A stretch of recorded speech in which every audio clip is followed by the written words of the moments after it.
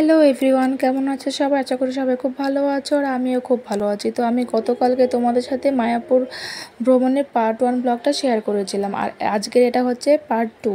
তো সেদিন তো সন্ধেবেলা আমরা দুজনে রেডি হয়ে মানে সন্ধে আরতি দেখবো বলে বেরিয়ে পড়েছিলাম। তো তার আগে আমরা ডিসাইড করলাম যে লঞ্চে করে মানে গঙ্গা পারাপার করব। আর ওদিকে হচ্ছে গঙ্গার ওপরে তো নবদ্বীপ ধাম, আর এই পাশে হচ্ছে মায়াপুর। তো আমরা এখন নবদ্বীপ ধামের উদ্দেশ্যেই যাব বলে আমরা ফেরিঘাটে পৌঁছে গেছিলাম। তো ওখানে হচ্ছে দুটো ফেরিঘাট আছে, একটা হচ্ছে কৃষ্ণনগর যাওয়ার জন্য লঞ্চ ওখান থেকে পাওয়া যায়, আর একটা হচ্ছে নবদ্বীপ ধামের জন্য। তো আমরা নবদ্বীপ ধামে যাওয়ার জন্যই টিকিট কেটে নেব। তো এখানটায় আমরা লঞ্চ ঘাটে পৌঁছে গেছিলাম, আর বর ওখান থেকে দুটো টিকিট কেটে নিয়েছিল। তো টিকিট মূল্য বেশি নয়, ওই 10 টাকা করে। আর দূরত্ব কিন্তু খুব একটা বেশি নয়, জানো। ওই মাছ মানে গঙ্গা নদীটার জন্যই এরকম অসুবিধা আর কি, এপার আর ওপার। ওপারে গেলে নবদ্বীপ ধাম, আর এপারে হচ্ছে মায়াপুর।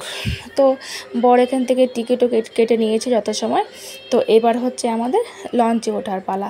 তো আমি তো উত্তরবঙ্গের মেয়ে, তো আমার লঞ্চে খুব বেশি ওঠা হয়নি। ওই একবার লঞ্চে করে আমি ওই দক্ষিণেশ্বরে ওদিকে গেছিলাম, আর আজকে হচ্ছে দ্বিতীয়বার। তো আমি তো খুব এক্সাইটেড ছিলাম লঞ্চে ওঠার জন্য, আর আমার ভয়ও লাগছিলো। আমার জল দেখলে ভীষণ ভয় করে, আর এখন তো বর্ষাকাল, একদম নদী হচ্ছে জলে টইটুম্বুর। তো এখানে আমরা যেই লঞ্চটাতে উঠবো সেই লঞ্চটা কিন্তু এখানটায় এসে দাঁড়িয়ে গেছে, আর আমার তো ভীষণ ভয় করছিল। আর অনেকটাই কিন্তু খারাপ, মানে এই পাশ থেকে ওপরে যেতে গেলে অনেকটাই কিন্তু খারাপ। তো যাই হোক, আমি তো লঞ্চে উঠে পড়েছি। এবার হচ্ছে মানে গঙ্গা ভ্রমণ করার পালা। তো চারিদিকের পরিবেশটা দেখতে পাচ্ছ কত সুন্দর, মেঘলা ওয়েদার, আর কি যে একটা ঠান্ডা বাতাস বইছিল, আর খুবই ভাল লাগছিল। ওই যে ক্যামেরাটা জুম করে দেখালাম, আমরা যাব ওই পারে, ওইটুকুই কিন্তু ডিস্টেন্স। তাও এই নদীটা থাকাতে মানে অসুবিধা হয়ে গেছে। লঞ্চে তো উঠে পড়েছিলাম, কিন্তু তারপরে আমার প্রচণ্ড ভয় করছিল, মানে যদি আমি মাঝগঙ্গায় পড়ে যাই। তাও অনেক ভয়ে আমি বসেছিলাম।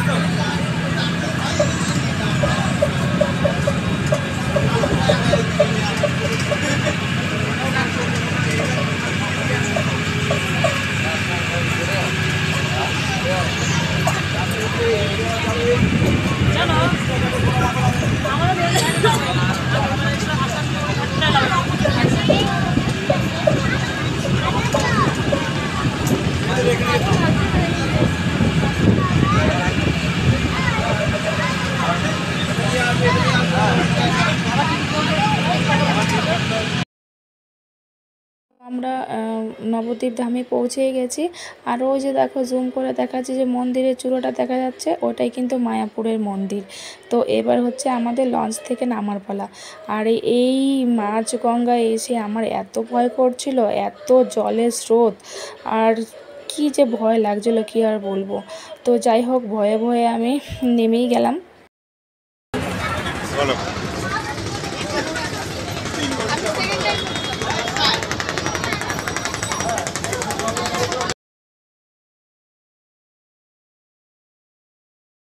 তো এখানটায় আমরা নবদ্বীপ ধামের লঞ্চ ঘাটে নেমে গেছি, আর এখানটায় তারপর নবদ্বীপ যে শহরটা আছে সেটাই দেখার জন্য যাচ্ছিলাম। কিন্তু আমার কিন্তু একদমই ভালো লাগেনি নবদ্বীপ শহরটা, মানে এত কেমন যেন, মানে এত নোংরা, আর খুব মানে কি বলবো, অগোছালো।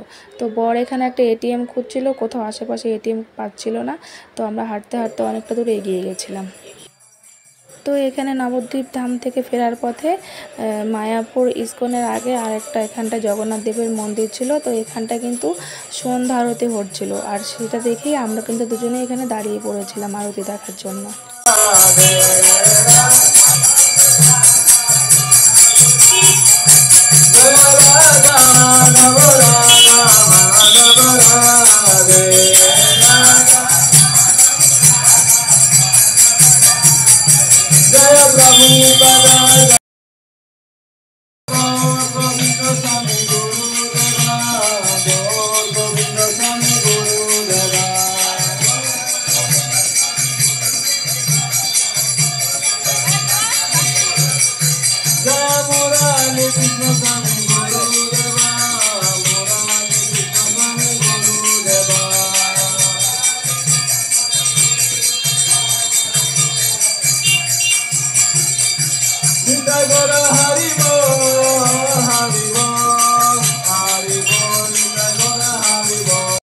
আমরা সেখান থেকে বেরিয়ে কিন্তু টোটো নিয়ে বেরিয়ে পড়েছিলাম মায়াপুর ইস্কনের দিকে যাওয়ার উদ্দেশ্যে। তো এটা হচ্ছে মায়াপুরের মানে পরিবেশ। এটা হচ্ছে মায়াপুরে দুদিক দিয়ে রাস্তার ধারে যে দোকান রয়েছে সেগুলো। আর সেখানে কিন্তু প্রচুর জিনিস দেখেছি, প্রচুর পুজোর সামগ্রী জিনিস। তারপরে হচ্ছে তোমার ওই ঘাগরা চলি এসব কিন্তু ওখানটায় খুব সুন্দর সুন্দর ছিল। যদিও আমি কিনিনি, আমিও ওখানটায় গিয়েছিলাম মাত্র একদিনের জন্যই। আর আমি তো শাড়িই পরেছিলাম, তোমরা সবাই দেখেছো, তাই আর আমি কিনিনি। তো দেখো, তো আমরা মন্দিরের কাছাকাছি চলে এসেছি। ওই কতটুকু সময় লেগেছে আমাদের হোটেল থেকে টোটোতে করে 5 মিনিট লেগেছিলো আর কি মন্দিরে পৌঁছোতে। আর এই মন্দিরের চারপাশে সন্ধ্যাকালে যে পরিবেশটা, সেটা কিন্তু খুব ভালো লাগছিলো। মানে এত লোকের সমাগম, এত দর্শনার্থী দেখে মনটা কিন্তু সত্যি ভালো হয়ে যায়। আর মন্দিরের পরিবেশটাই তো এরকম যে সেখানে গেলেই মনটা একদম পবিত্র হয়ে যায়, ভালো হয়ে যায়, তাই না?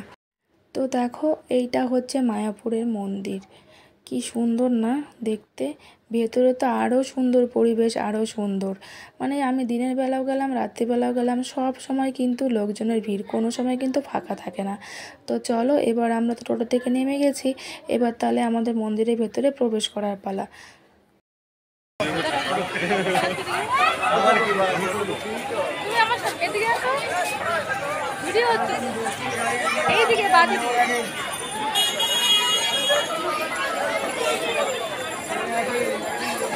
হরে কৃষ্ণ, হরে কৃষ্ণ। তো আমরা যখন মন্দিরে প্রবেশ করছিলাম তখন ওই সন্ধ্যে 7টা নাগাদ বাজে। আর ওখানটা যে রাতে খাবারের টাইম, মানে প্রসাদ গ্রহণের টাইম কিন্তু ছিল ওই 7টা থেকে 9টা পর্যন্ত। তাই আমরা খুব তাড়াহুড়ো করে ঢুকছিলাম সেখানে। তো এখান থেকে স্টার্ট হচ্ছে মন্দির চত্বর। আসলে তো মন্দির এরিয়াটা অনেক বড়, তাই আমাদের পুরোটা ঘুরে ঘুরে দেখা সম্ভব হয়নি, আর তোমাদেরকে দেখানো সম্ভব হয়নি। তো এটা কিন্তু যদি কেউ মানে পুরো মন্দিরটা ঘুরতে চাও, তাহলে কিন্তু তোমাকে 1 থেকে 1.5 ঘন্টা সময় লেগেই যাবে, তার বেশিও লাগতে পারে। তো আমরা দুজনে হাঁটতে হাঁটতে কিন্তু মেইন যেখানে মানে রাধা মাধব যে মন্দিরটা রয়েছে, মানে যেখানে সন্ধ্যা আরতি হয়, সেখানেই যাচ্ছিলাম। তো তার মাঝখানে একজন প্রভুজির সাথে দেখা হয়ে গেছিলো। আর তিনি কিন্তু আমার বরকে অনেক কিছু মানে বোঝাচ্ছিলেন। আর একটা বই দিয়েছিলেন জোর করে, যেখানে শ্রীকৃষ্ণের সমস্ত বাণী লেখা আছে, ওনার সমস্ত কথা লেখা আছে।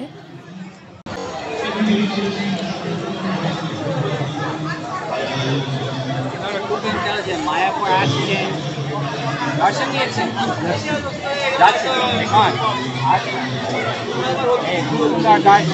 प्रसाद खाइए। প্রসাদ দুপুরে খেয়েছি। रात्रि प्रसाद अन्नदान कॉम्प्लेक्स फ्री प्रसाद दिए ऐसे प्रतो दिन 3 बार फ्री प्रसाद अन्नदान कॉम्प्लेक्स কালকে বাজিয়েছিলাম যে বন্ধুতলা ও তো নিরূপণ হয়ে গেল। वो देखते हाँ हाँ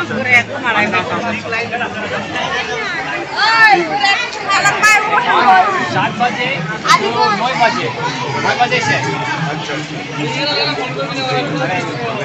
এখানে কিন্তু মন্দিরে ঢোকার আগে নিয়ম আছে, মানে তোমাকে জুতো, মোবাইল, ব্যাগ, পার্স সব কিছু জমা রেখে তারপরে তোমাকে মন্দিরে প্রবেশ করতে হবে, কারণ সেখানে কোনো রকম ফটো বা ভিডিও করা নিষিদ্ধ। তো সেগুলোই রাখতে কিন্তু আমি আরও যাচ্ছিলাম।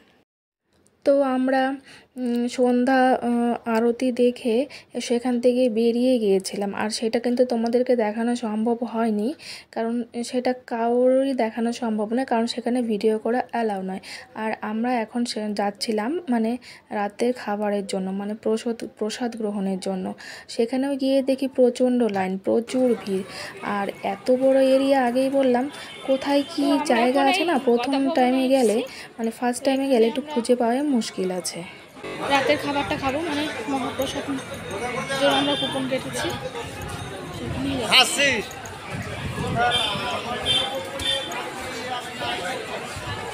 ও পদ্ম গাছ।